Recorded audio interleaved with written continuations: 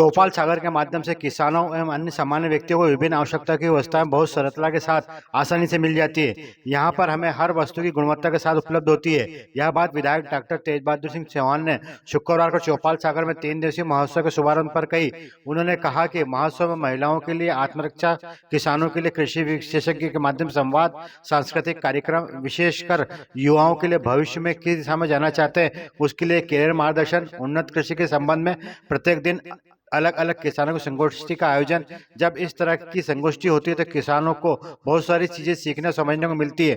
उन्होंने चौपाल सागर के अधिकारियों से ट्रिप सिंचाई के लिए भी विशेष सत्र आयोजित करने की बात कही। इस अवसर पर किसान नेता दयाराम धाकड़ ने जैविक खेती, जल संवर्धन के बारे में जानकारी दी। मंडी सचिव मनोज कुमार खिची ने शासन की विभिन्न योजनाओं को विस्तार से बताया।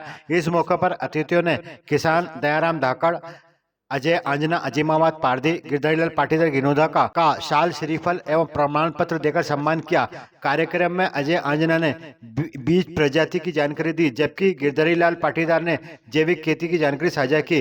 इस दौरान प्रश्न उत्तरी प्रतियोगिता का आयोजन किया गया, जिसके विजेताओं को भी पुरस्कृत किया। आईटीसी की जानकारी मार्केटिंग के सर्विस मैनेजर निखिल शर्मा ने देते हुए कहा कि वर्ष 1910 से चौपाल सागर का संचालन किया जा रहा है, जिसका मुख्य उद्देश्य किसानों को बेहतर कार्य करना है।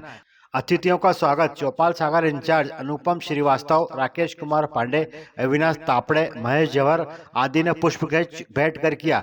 इस दौरान नरेंद्र प्रताप सिंह, श्रीराम शर्मा, शुभम पोरवाल सहित किसान मौजूद रहे। संचालन संजय सक्सेना ने किया व आभार स्टोर मैनेजर दीपक उपाध्याय ने माना।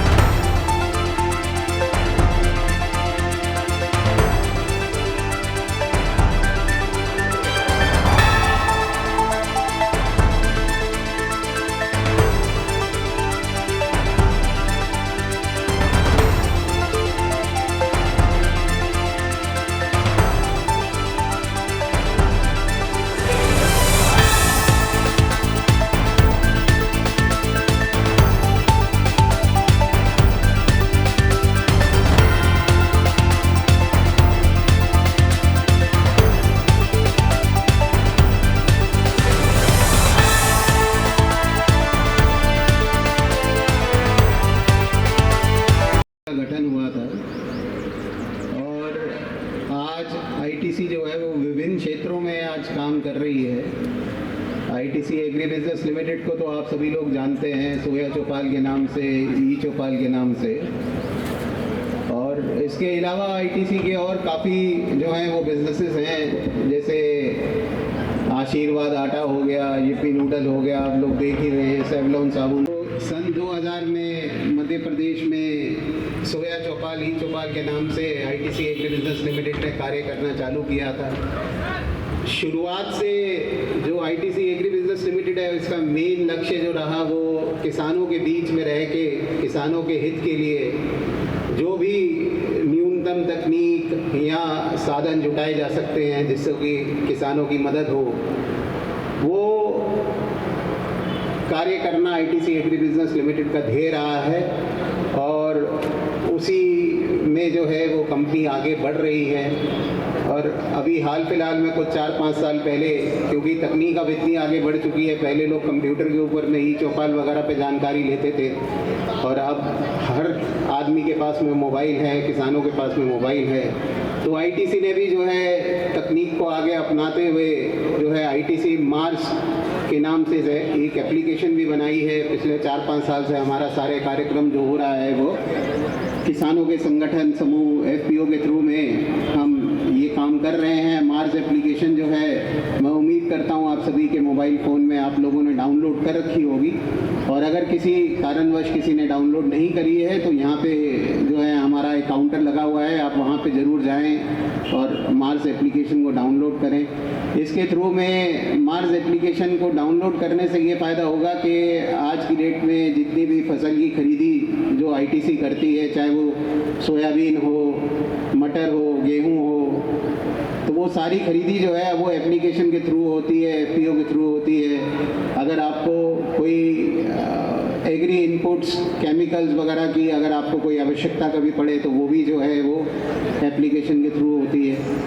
और किसानों के ज़रिए खरीदी हमारी जो है वो हर साल जिस तरह से होती है वो इस साल भी हमारी जारी है, और जैसे जैसे सीज़न आगे बढ़ेगा हमारी खरीदी भी आगे बढ़ेगी। आईटीसी चौपाल महोत्सव जो है ये 3 दिवसीय, बचपन में दोबारा लौटना, कुछ ऐसे गेम खेलकर जो कि उसने बचपन में खेले हों, और अलग अलग कंपनियां जो आज किसानों से या ग्रामीण क्षेत्रों में रहने वाले आदमियों से संबंधित हैं, आज कहीं ना कहीं चाहे वो पंजाब नेशनल बैंक हो, बैंकिंग सुविधाएं हो, महिंद्रा की गाड़ियां हो, आपका जेके टायर हो, टाटा एग्रीको जो कि छोटे छोटे जो एग्रीकल्चर टूल्स हैं वो हों, तो हमारा मकसद ये रहता है कि ये 3 दिन के अंदर में हम ये सभी कंपनियों को एक मंच पे लेकर आएं, और उस मंच पे हम आप सभी लोगों को इनवाइट करते हैं, आपको बुलाते हैं, आपको सम्मानित भी करते हैं, ताकि आप ज़्यादा से ज़्यादा जो इन्फॉर्मेशन है, जो जानकारी है, वो जानकारी का लाभ उठा पाएँ। कई कंपनियां इस दौरान 3 दिन में जो है कुछ स्कीम भी निकालती हैं कि अगर इन 3 दिन के दौरान अगर आप आईटीसी के मंच से कोई गाड़ी की बुकिंग कराते हैं या जेके टायर की बुकिंग कराते हैं या कोई रसायन वगैरह खरीदते हैं तो उस पर कुछ छूट भी कंपनी जो है वो देती हैं। तो अंत में मैं यही कहूँगा कि आप सब लोग जो यहाँ पधारे हैं पूरी जानकारी लें, हर स्टॉल पे विज़िट करें। लेना या ना लेना, खरीदना वो कोई मुख्य नहीं है। आज नहीं खरीदेंगे, हो सकता है कि 4 महीने बाद ज़रूरत पड़े, मैं नहीं खरीदूंगा, मेरे किसी भाई बंधु को ज़रूरत पड़े। तो जानकारी ले और जानकारी को आगे जो है वो लोगों को बताएं, ताकि ज़्यादा से ज़्यादा लोग जो हैं इस सुविधा का फ़ायदा उठा सकें, लाभ उठा सकें। नमस्कार। हमारे बीच में साझा करिए। और अब मैं आदरणीय विधायक जी से निवेदन करूंगा कि वो इस प्रोग्राम के बारे में और भी अन्य बातों के बारे में किसानों के साथ कुछ साझा करें। आदरणीय विधायक जी। उनके सारे अधिकारी और पूरी टीम को बहुत साधुवाद देता हूं कि आपने ये बहुत सुंदर आयोजन यहाँ पर किया। मैं पहले भी आया हूँ आपके कार्यक्रमों में, लगातार मुझे कहीं भोपाल है तो कहीं 2-4 स्थानों पर और अलग अलग लेक्चर के लिए बुलाया था आपने। तो ऐसे आयोजन आप करते रहते हैं, और खास करके मैं बात करूंगा किसानों की। मुझे ध्यान है, अभी सर बता रहे थे कंपनी की आईटीसी बहुत पुरानी संस्था है, आज़ादी के पहले की है ना सर? 1910 से है, और संपूर्ण विश्व में इसका काम है। पूरे भारतवर्ष में भी इसका काम है, और अनेक प्रकार के उत्पाद हैं, अनेक प्रकार के निर्माण हैं, अनेक प्रकार की बिक्री है आपकी। बहुत अच्छी एक क्वालिटी है, उसका एक नाम है। लेकिन मैं जो बात करने वाला हूँ संक्षिप्त में, वो तो जब किसानों का सुबह शाम कोई अच्छा जमावड़ा हो तब मुझे और बुला लेना। मैं थोड़ा संक्षिप्त में ही अभी विषय रखूँगा। कितने किसान बैठे मेरे सामने? किसान कितने? हाथ खड़े करो जरा। हाँ, बड़ी संख्या तो है, बहुत अच्छा। अभी एक बहुत बड़ा खतरा इस देश में आया है। हमारा लक्ष्य तो उत्पादन बढ़ाने का था, सरकारों का भी आवश्यकता भी थी उस समय की। हाँ तो रासायनिक खादों का निर्माण हुआ कार्यक्रम में सर आदेश करें सर। और उसके कारण उत्पादन बढ़ा भी, हम सक्षम भी हुए। लेकिन लगातार धीरे धीरे आदत बन गई उसकी, किसान को भी आदत बनी और मिट्टी को, खेत को भी आदत बन गई। बढ़ाते बढ़ाते बढ़ाते रासायनिक खाद को हम यहाँ तक ले गए कि आज धरती माता ने भी उत्पादन देने के लिए मना कर दिया है। दूसरा, उसमें इतना केमिकल आ गया है। WHO की रिपोर्ट है सर, पुरानी बता रहा हूँ मैं, अभी लेटेस्ट तो मैंने देखी नहीं है, बहुत पुरानी बता रहा हूँ मैं आपको। WHO ने यह कहा कि मनुष्य प्रतिदिन 27 mg जहर रोज खाता है। इसका मतलब हो गया कि साल भर का लगभग 100 ग्राम जहर प्रत्येक मनुष्य खा रहा है। उन वैज्ञानिकों ने शोध करके हमें बताया इतना जहर आया कैसे। तो अन्न फल सब्जी के माध्यम से हमारे शरीर में आया। और अन्न फल सब्जी में कैसे आया, तो उन्होंने अध्ययन करके कहा कि ये जो किसान अंधाधुंध रासायनिक खाद डालता है और दवाइयों का स्प्रे करता है, उसके कारण आ गया।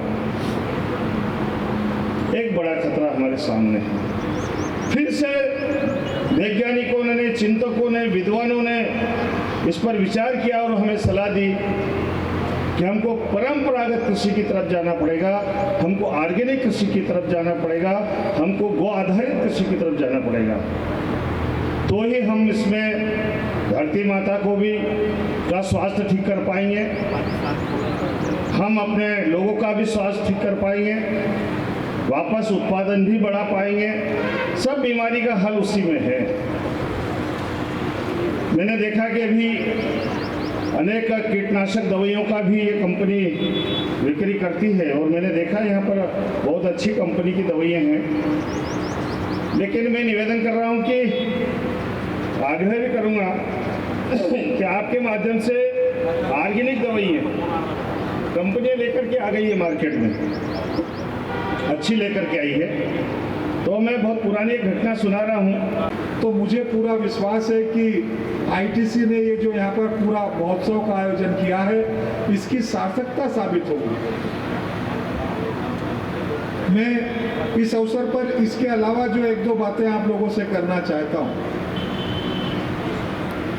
कि वास्तव में क्रमबद्ध अभ्यास, क्रमबद्ध अध्ययन और अभ्यास यही विज्ञान है। और इसलिए उच्च स्तरीय कृषि करना, अभी दयाराम जी को अपन सुन रहे थे, दयाराम जी ने किसानों की चर्चा के साथ जैविक कृषि पर उन्होंने अपनी महत्वता को यहाँ पर प्रतिपादित किया। वो एक अलग विषय है, महत्वपूर्ण विषय है और उसके जनजागरण के लिए और धीरे धीरे जनजागरण और प्रचार प्रसार के साथ किसान उस दिशा में अग्रसर होंगे, मैं ऐसा विश्वास करता हूं। लेकिन वर्तमान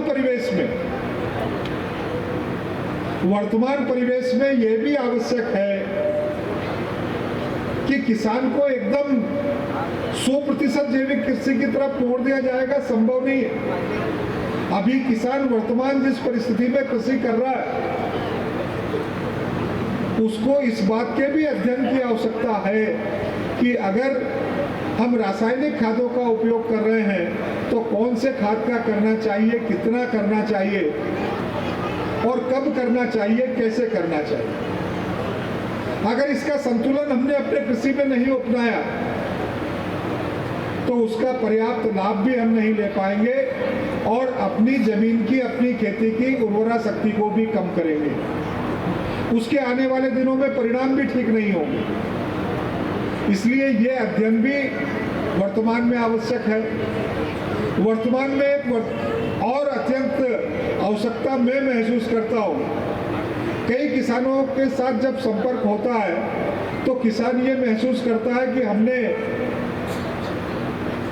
दवाई का उपयोग किया था, फिर हमारी फसल में फलानी कीट लग गया था, फलाना पीलापन आ गया था, ये हो गया था, फलाना कारण हुआ था, हमने इस दवाई का उपयोग किया था, लेकिन दवाई का परिणाम नहीं निकला। कई बार किसान ये भी कहता है कि हमने अमुक दवाई का उपयोग किया था, लेकिन दवाई का उपयोग करने के बाद हमारी फसल में और ज़्यादा नुकसान हो गया।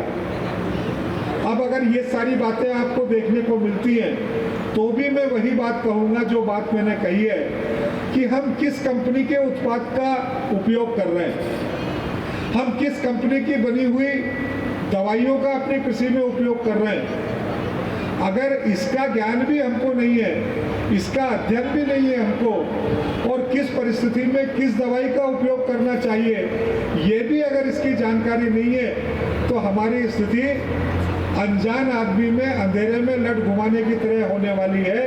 अगर उसकी चोट सही दुश्मन पर लग गई तब तो ठीक है, और अगर हमारा लट दरबार से टकरा कर कि हम ये समझते रहे कि हमने दुश्मन पर बहुत वार कर दिया और दुश्मन कहीं सेफ साइड में खड़ा रहा, तो दुश्मन पूरी तरीके से जीवित है। हम किस कंपनी का करें, किस दवाई का उपयोग करें, किस तरीके से उसका प्रयोग करें, कितनी मात्रा में करें, ये भी किसान को वर्तमान की परिस्थिति में जानना आवश्यक है। और अगर ऐसा नहीं है तो फिर हम ठीक तरीके से, मैंने जैसा कहा कि क्रमबद्ध अभ्यास और क्रमबद्ध अध्ययन यही विज्ञान है, और इसलिए हमारा कम शिक्षित किसान भी कृषि का बड़ा अच्छा अभ्यास अनुभव के साथ, कृषि वैज्ञानिकों से परामर्श के बाद, उन्नत किसानों के परामर्श के साथ वो भी वैज्ञानिक तरीके से अच्छी कृषि कर सकता है, अच्छे उत्पाद ले सकता है, अच्छी फसल की मात्रा उत्पाद को बढ़ा सकता है। और इन सारी बातों के साथ साथ में एक बात मैं और कहना चाहता हूँ, और वो बात मैं ये कहना चाहता हूँ कि कृषि अब केवल गेहूं पैदा करने का, कृषि अब केवल चना पैदा करने का, कृषि केवल सोयाबीन पैदा करने का।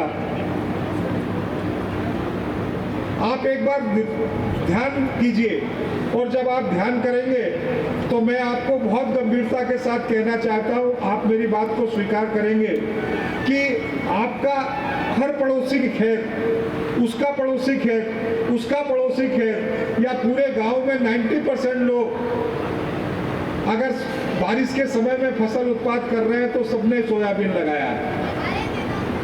अभी वर्तमान में आप देखेंगे सारे के सारे लोगों ने गेहूं लगाया है। अगर हमने लहसुन को लगाना चालू किया और लहसुन का भाव बहुत अच्छा बढ़ा हुआ है, तो फिर हमको ऐसा लगता है कि लहसुन के अलावा कुछ भी नहीं है, सबके सब लोग लहसुन पर ही टूट जाते हैं, सबके सब लोग इकट्ठे होकर प्याज पर ही लग जाते हैं, सबके सब सारे के सारे लोग। हमको इस क्रम को भी बदलना चाहिए। अब केवल प्याज, लहसुन और सोयाबीन और गेहूं इसी पर मामला केंद्रित नहीं है। हम अपने क्षेत्र में, हम अपने जमीन की परीक्षण करवाने के साथ, हम अपने क्षेत्र में मौसम अनुकूलता के साथ कौन कौन सी फसलों का उत्पादन कर सकते हैं, इस परिवर्तन को भी यदि आपने प्रारंभ किया, मैं लंबा चौड़ी बात नहीं कर रहा हूं, लेकिन एक महत्वपूर्ण बात को बता रहा हूं। विषय लंबा भी हो सकता है पर मैं संक्षिप्त में बता रहा हूं। मैं राजनीतिक और सामाजिक कार्यकर्ता के नाते मेरा कई बार मंदसौर की तरफ जाना होता था, लेकिन मैंने और एसोसिएट स्पॉन्सर जेके टायर टाटा एग्री को है, और कोई स्पॉन्सर एपी विवेल और सेवलॉन है। हमारे बीच एक उत्कृष्ट किसान और मौजूद हैं जिन्होंने सीड की अलग अलग वैरायटी इजाद की है और उस पर वो काम कर रहे हैं। मिस्टर अजय पटेल, उनके लिए जोरदार तालियां। सीड की वैरायटी पे काम करते हैं अजय पटेल जी, वो आए। और मैं मनोज जी बंधु, मैंने खुद ग्रेजुएशन करी थी 2016 में। उसके बाद मेरा खुद खेती में इंटरेस्ट था कि अपन खेती करेंगे। फिर जब से आज से लगातार 10 वर्षों से मैं प्याज, लहसुन और गेहूं और सोयाबीन की खेती कर रहा हूं। और जैसे कि अपन हर साल देख ही रहे हैं, सोयाबीन में सभी वैरायटियों में आजकल सोयाबीन में शिकायत आ रही है, पीला मोजक वायरस हुआ, और जो रोग आ जाता है पक नहीं पाती है, तो किस जैसे 55-60 सोयाबीन इस बार खाचोत बेल्ट नागदा बेल्ट में पूरी तरह से फ्लॉप हो गई थी। तो मैं सभी किसानों से निवेदन करना चाहता हूँ कि वेराइटियाँ चेंज कर करके बोए हर साल। एक वेराइटी को 2 या 3 साल से ज़्यादा अपने खेत में यूज़ ना करें, तो उससे आपको बेनिफिट मिलेगा। आपको दवाई पे ज़्यादा खर्चा भी नहीं करना पड़ेगा, खाद भी डालना पड़ेगा। मैं खुद मेरी सोयाबीन की खेती में खाद नहीं डालता हूँ, सिर्फ स्प्रे पे करता हूँ। सिर्फ गेहूँ में खाद डालता हूँ, सोयाबीन में मैं देखता हूँ सभी किसान 1 बोरी बीघे की खाद डालते हैं। अगर आप सोयाबीन जैसे 55-60 इस बार फेल हुई, जिससे जानी मानी सोयाबीन हर जैसे अपने जबलपुर अनुसंधान से JS की सीरीज आती है, इंदौर अनुसंधान से NRC की सीरीज आती है, और सीहोर अनुसंधान से RVS की सीरीज आती है, जो हर साल हमारे वैज्ञानिक लोग लॉन्च करते हैं मई में। जैसे कि इस वर्ष की पिछली किस्म JS 2172 है, तो 100 दिन की अवस्था है। JS 2303 जो कि 90 से 95 दिन की अवस्था है। और इस बार भी बहुत सारी वैरायटी आई है, जैसे JS 2506, JS 2555। ये सब वैरायटियाँ किसानों को अपने खेत में लगानी चाहिए, जिससे उनको दवाई में भी मतलब खर्चा बचेगा, लागत भी कम रहेगी और वायरस से सहनशील रहेगी। क्योंकि मैं पिछले 10 वर्षों से हर साल नई नई वैरायटियाँ लगाता हूँ, और गेहूँ में भी यही है। नई नई वैरायटियाँ गेहूँ में लगाई है, खाने की आती है, ड्यूरम की आती है, तो उससे आपको प्रोडक्शन भी अच्छा मिलेगा, लागत कम लगेगी, और मंडी में उसकी क्वालिटी भी अच्छी बनेगी, तो आपको ऊंचे रेट में बिक सकेगी। अभी के हालत में गेहूँ अपने 2000-2100 ही बिक रहे हैं, मतलब कोई लेने को तैयार नहीं जब तक 1 तारीख तक सोसाइटी नहीं चलेगी। अच्छी क्वालिटी बनाएंगे तो बिकेगी 3000, 2700, 2600, 2800, घर से ही बिक जाएगी। खाने वाली कंपनियाँ खुद ले जाती है बाहर की, गुजरात की, महाराष्ट्र की सब। धन्यवाद। और किसी किसान मित्र को जानकारी चाहिए तो मुझसे संपर्क कर सकता है। धन्यवाद अजय जी। और मैं अब मंडी से मूल नाम चौपाल सागर ही हमारे बीच में जो है वो जीवन पे था।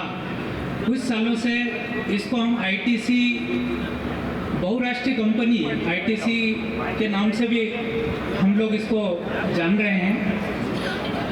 चौपाल सागर जैसा कि नाम है, किसानों के लिए काफ़ी लोकप्रिय रहा है, और एक ITC एक ऐसा मंच किसानों के लिए रहा है कि जिसने किसानों की हर आवश्यकता की पूर्ति के लिए राष्ट्रीय और अंतर्राष्ट्रीय स्तर पे जो है कई प्रोडक्ट जो है किसानों के बीच में लॉन्च किए हैं। किसानों की कृषि उपज की खरीदी, सभी तरह की जिनसों की खरीदी, और देश में ही नहीं अंतर्राष्ट्रीय स्तर पे भी इसकी काफ़ी ब्रांचें हैं।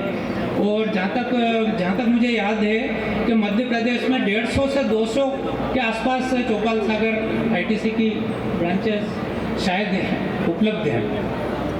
ये कितना अच्छा किसानों का मंच है कि किसान निर्भीक होकर के अपनी कृषि उपज को पूरी पारदर्शितापूर्ण तरीके से ITC के माध्यम से विक्रय कर सकता है। यदि उसको कोई अपनी कृषि संबंधी या घरेलू कोई सामग्री की आवश्यकता होती है तो ITC के माध्यम से क्रय कर सकता है। समय समय पे कई प्रकार के डिस्काउंट की योजनाएं ITC किसान भाइयों के लिए लॉन्च कर दी है, और कई किसान इससे लाभान्वित होते हैं। आज मैं हमारे बीच में विधायक साहब और कई अतिथिगण जो मौजूद हैं, और मैं ज़्यादा समय नहीं लेते हुए ITC को इस सराहनीय कार्यक्रम के लिए बहुत बहुत धन्यवाद और बधाई देता हूँ। हमारे बीच में एक उत्कृष्ट किसान और मौजूद हैं, लेकिन उससे पहले मैं आपको जानकारी देना चाहूँगा कि आपके लिए यहाँ पे किसान बंधुओं के लिए इन जानकारियों के अलावा बहुत से गेम्स रखे गए हैं, है ना, जिससे